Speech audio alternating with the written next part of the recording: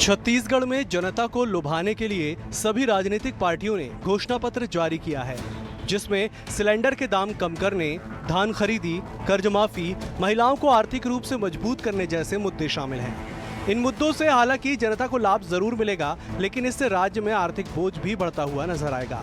इसे लेकर मुख्यमंत्री भूपेश बघेल ने कहा कि 5 साल हमने छत्तीसगढ़ की सेवा की। मध्य प्रदेश ने कुछ दिन पहले कर्ज लिया, छत्तीसगढ़ में वह स्थिति नहीं है। भाजपा शासित राज्यों में छत्तीसगढ़ की अर्थव्यवस्था बेहतर है। केंद्र सरकार से भी तुलना करेंगे तो भी हमारी स्थिति बेहतर है। ये 2 प्रकार की अर्थनीति है, जो आम जनता से पैसा निकालकर अपने चंद मित्रों के खजाने भरने का काम, खजाने के पैसे को आम जनता तक दिया जाए। 5 साल हमने सेवा की छत्तीसगढ़ की, और अर्थव्यवस्था चाहे वो मध्य प्रदेश की बात करो चाहे दूसरे प्रदेश की बात करो, जो अभी मध्य प्रदेश ने अभी हाल ही में 2 दिन पहले ही कर्ज लिया, मार्केट से कर्ज लिया है। छत्तीसगढ़ में वो स्थिति नहीं है और छत्तीसगढ़ की अर्थव्यवस्था बहुत बेहतर है भारतीय जनता पार्टी शासित राज्यों से, और तो और केंद्र सरकार के से भी तुलना करेंगे तो उससे भी बेहतर हमारी स्थिति छत्तीसगढ़। जब भी देश के किसी राज्य में चुनाव होते हैं तो वहां की परिस्थितियों को देखकर घोषणाएं की जाती हैं। हर राज्य में जनता को साधने के लिए कई बड़े लोक लुभावन वादे किए जाते हैं। इन वादों को पूरा करने के लिए राज्य की सरकार कर्ज का सहारा भी लेती है, जिससे अर्थव्यवस्था पर सीधा असर पड़ता है। हालांकि मामले को लेकर मुख्यमंत्री भूपेश बघेल के बयान पर सांसद सुनील सोनी ने पलटवार किया है। सुनील सोनी ने कहा कि छत्तीसगढ़ को एक निजी आमदनी का जरिया बनाया है। आर्थिक स्रोतों को जिस प्रकार से दोहन कर विकास होना चाहिए उसमें नहीं लगाया। उन्होंने केवल दिल्ली को खुश करने के लिए अपने 5 साल समाप्त कर दिए। देखिए, भूपेश बघेल जी ने छत्तीसगढ़ को जो है एक निजी आमदनी का जरिया बनाया। आर्थिक स्रोतों को जिस प्रकार से दोहन होकर विकास होना चाहिए उस ओर नहीं लगाया। उन्होंने केवल दिल्ली को खुश करने के लिए जो है अपने 5 साल समाप्त किए हैं। अगर अर्थनीति ठीक होगी सरकार की और एक व्यवस्थित होगी तो निश्चित तौर पे हम लोगों के जीवन में परिवर्तन भी ला सकते हैं, अच्छी योजनाओं से लाभ भी दिला सकते हैं। चुनावी घोषणा में राजनीतिक पार्टियों ने कई बड़ी घोषणाएं की हैं। इन घोषणाओं को पूरा करने के लिए राज्य सरकार को कर्ज का सहारा लेना पड़ेगा। फिलहाल की स्थिति की बात की जाए तो छत्तीसगढ़ में 89,000 करोड़ रुपए से ज्यादा का कर्ज है। अब देखना होगा कि चुनाव में की गई घोषणा को पूरा करने के लिए नई सरकार किन मापदंडों का सहारा लेती है और इसका कितना असर राज्य के बजट पर पड़ता है। Bureau report, BSTV, Raipur.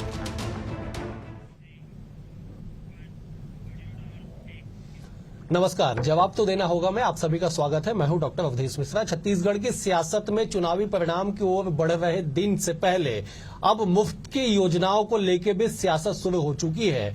चाहे बात मुख्यमंत्री भूपेश बघेल की करें या बीजेपी की ओर से सांसद सुनील सोनी की, दोनों ही अपने अपनी घोषणाओं को बेहतर और दूसरे की घोषणाओं को मुफ्त की रेवड़ी करार दिया है। इसी विषय पर चर्चा करेंगे। 3 बेहद ही खास मेहमान हमारे साथ जुड़े। पहले उनका तारुफ आपसे करा देता हूं। बीजेपी की ओर से वरिष्ठ नेता, वरिष्ठ प्रवक्ता जो जुड़े हुए हमारे साथ, निश्चय वाजपेयी जी। निश्चय जी, आपका स्वागत है। कांग्रेस की ओर से वरिष्ठ प्रवक्ता सुरेंद्र वर्मा जी है। सुरेंद्र जी, आपका स्वागत है। बतौर राजनीतिक विश्लेषक वरिष्ठ पत्रकार शशांक शर्मा जी भी हमारे साथ है। शशांक जी, आपका भी स्वागत है। निश्चय जी, मेरा पहला सवाल आपसे है कि घोषणाएं तो कर दी गई, आप विपक्ष में हैं, सत्ता तक पहुंचने की कोशिश कर रहे हैं, लेकिन मुफ्त की जो रेवड़ियां हैं, मुफ्त के जो वादे और दावे हैं, कितना असर राज्य के आर्थिक स्थिति पे डालेगा और आप लोगों को कैलकुलेशन राजस्व संग्रहण को लेकर क्या कुछ है? देखिए, ये भारतीय जनता पार्टी का जो विचार है वो अंत्योदय हित में अंतिम पंक्ति के अंतिम व्यक्ति के लिए काम करने का है, और उसी के तहत ही हमारी घोषणा है। कोई रेवड़ी वाला विषय नहीं है।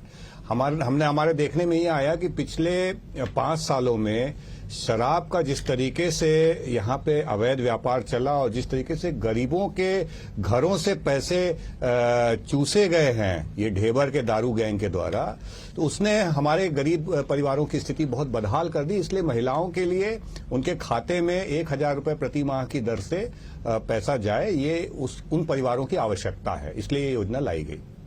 दूसरी बात यह है, किसानों के लिए अभी जो विषय है वो पूरे अंतर्राष्ट्रीय बाजार में उपज का दाम ठीक है, तो उसका लाभ जो है ज्यादा से ज्यादा किसानों को मिले, उसमें कहीं कोई आर्थिक बहुत समस्या है नहीं। अब जो है मैं भारतीय जनता पार्टी के आर्थिक सुशासन की बात अगर आपको बताऊं तो जब रमन सरकार, भारतीय जनता पार्टी की सरकार 2003 में उसने काम संभाला था तो छत्तीसगढ़ का बजट 9,000 करोड़ हुआ करता था। उसको 11 गुना लगभग बढ़ा करके 1 लाख करोड़ रुपए तक अपने आर्थिक सुशासन से और सूझबूझ से पहुंचाने का काम भारतीय जनता पार्टी की सरकार ने किया। 11 गुना, कितने 15 सालों में।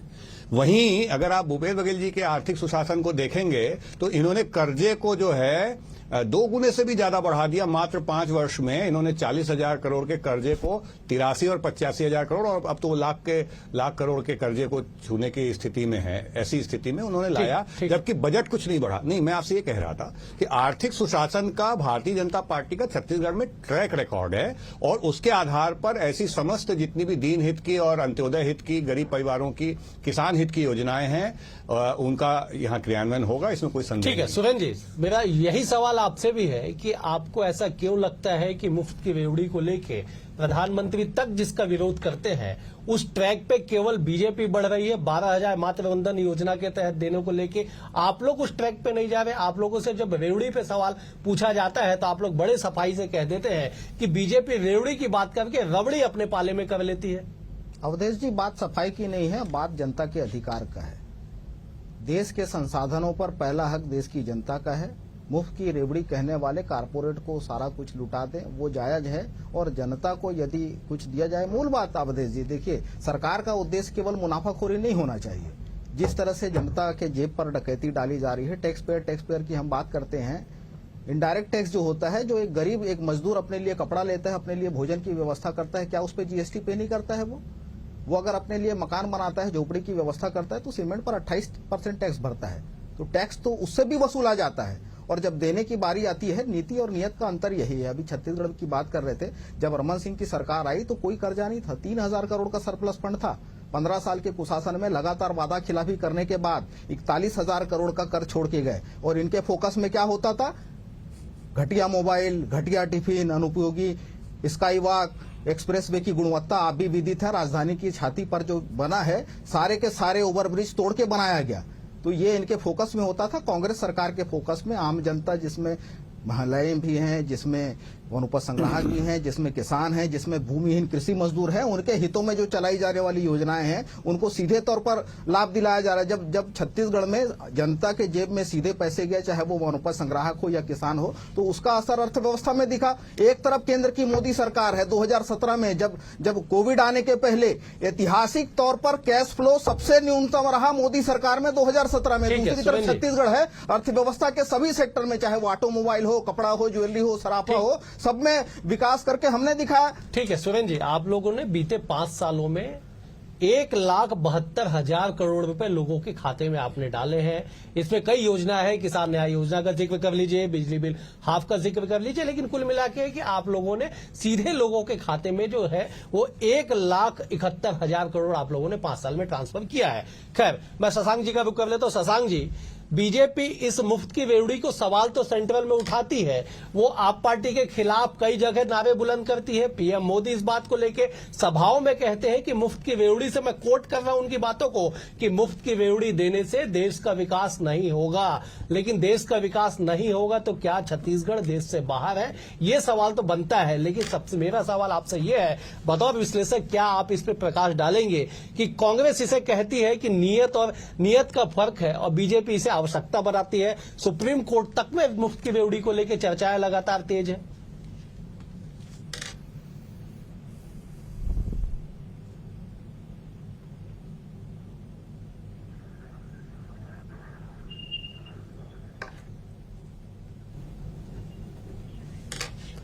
शशांक जी, मेरी आवाज अगर आप तक पहुंच रही हो तो मेरा सवाल ये है कि एक तरफ बीजेपी मुफ्त की रेवड़ी पे, जहां प्रधानमंत्री, देश के प्रधानमंत्री कहते हैं कि मुफ्त की रेवड़ी देने से देश का विकास नहीं होगा, लेकिन छत्तीसगढ़ बीजेपी के लिए ये फॉर्मूला लागू नहीं होता है। आपने कई तरह का, मतलब बीजेपी ने कई तरह की मुफ्त की योजनाओं का ऐलान कर दिया है। कांग्रेस भी कहती है कि हमारी नीयत है कि हम लोगों के विकास के लिए मुफ्त की रेवड़ी या मुफ्त की योजनाएं हम चलाते हैं। आप बतौर विश्लेषक जब प्रकाश डाल दीजिए कि सुप्रीम कोर्ट में तक जिसको लेके अभी से नहीं, 2013 का जिक्र बार बार सुप्रीम कोर्ट का किया जाता है कि जिस तरह से एस सुब्रमण्य बाला बनाम तमिलनाडु राज्य सरकार के एक वर्डिक्ट आया था कि मुफ्त की योजनाओं को रेवड़ी नहीं कहा जाएगा और ये कहीं से भी रिश्वत नहीं होगा। लोगों की आवश्यकता समय दर समय बदलती रहती है। 2013 का फैसला आज भी सुप्रीम कोर्ट में 10 साल बाद इसको लेकर चर्चा लगातार जारी है। शशांक जी,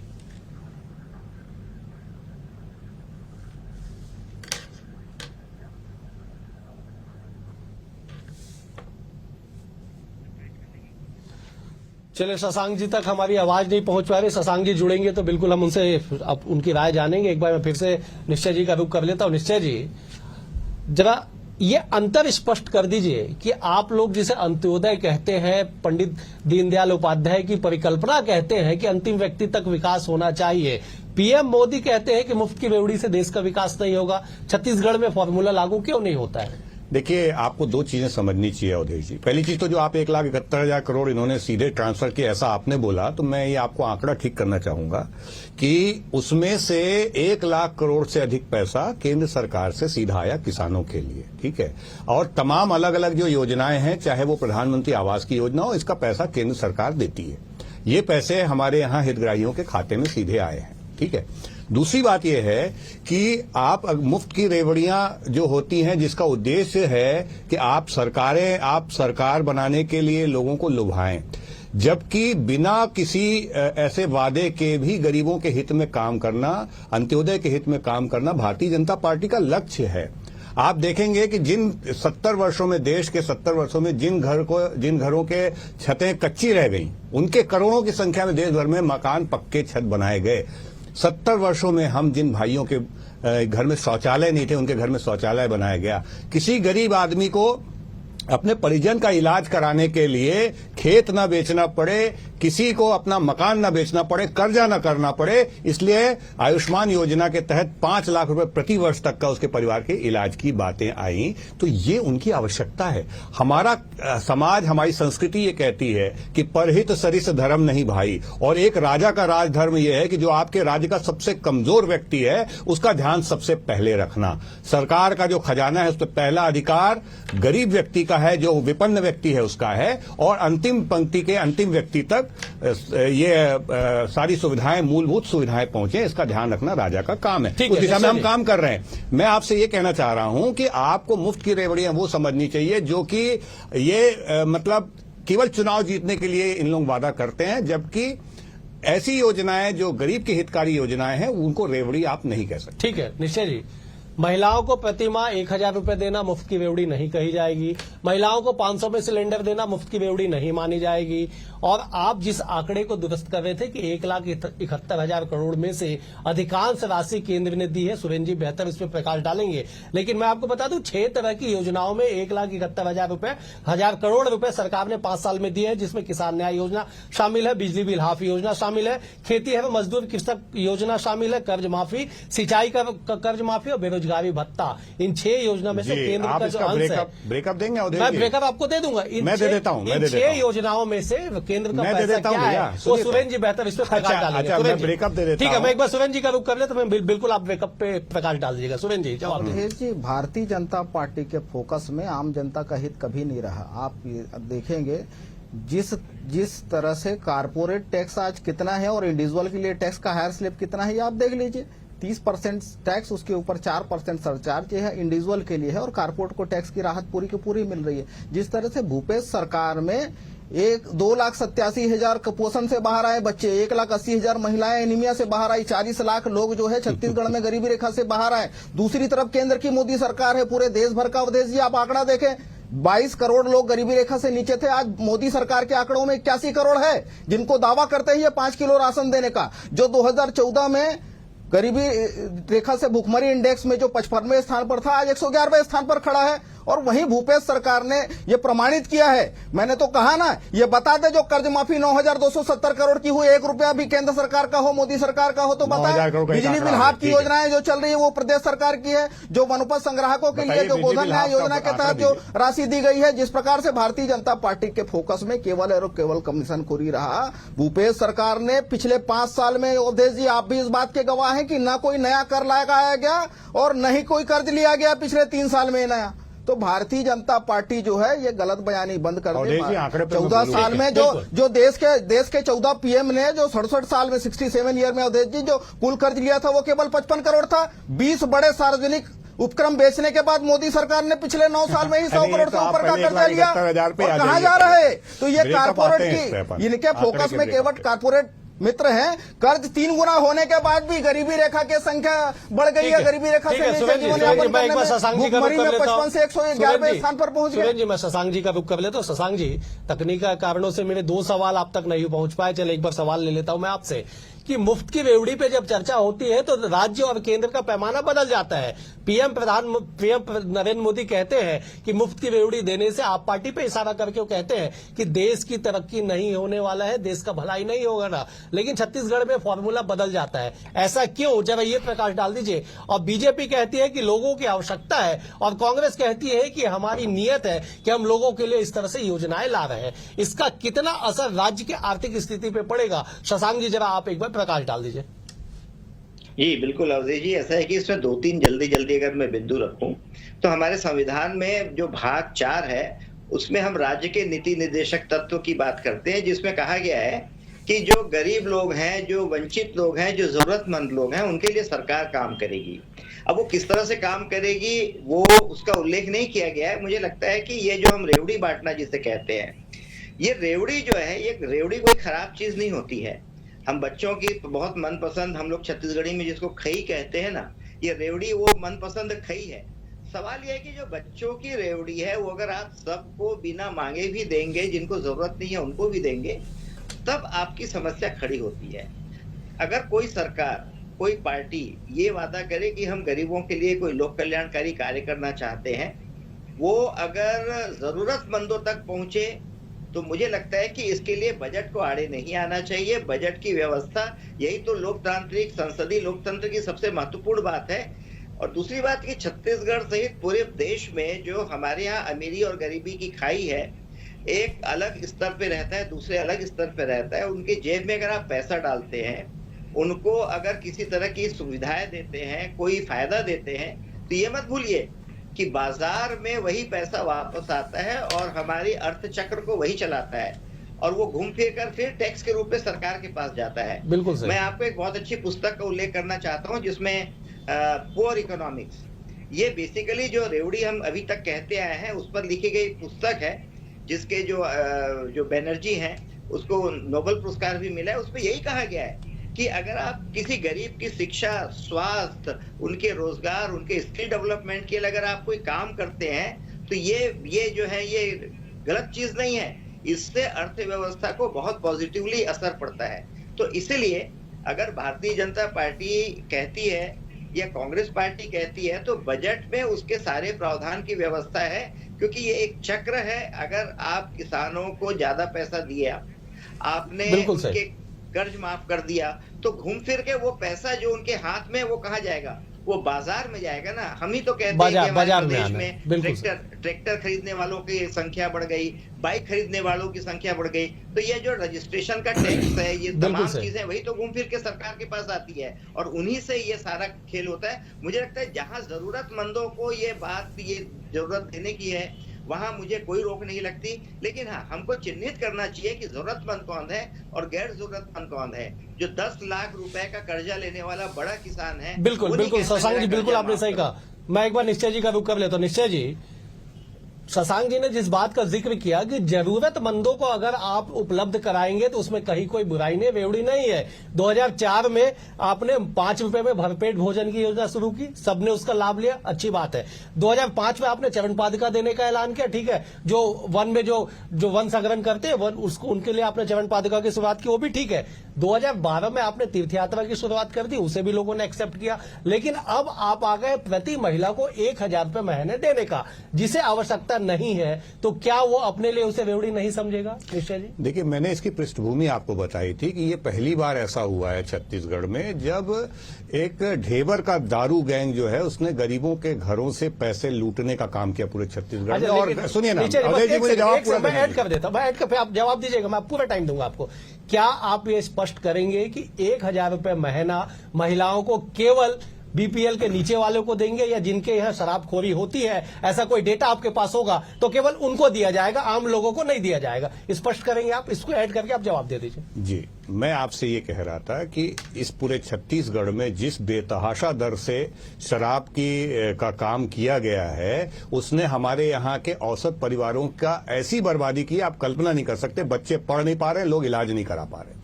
और इस आर्थिक बदहाली को ठीक करने के लिए, चूंकि महिलाएं जो होती हैं उनके पास जो पैसा जाता है वो घरों की तरक्की में खर्चा होता है, बच्चों की तरक्की में खर्चा होता है, इसलिए महिलाओं के हाथ में पैसा देने का निर्णय इसके पहले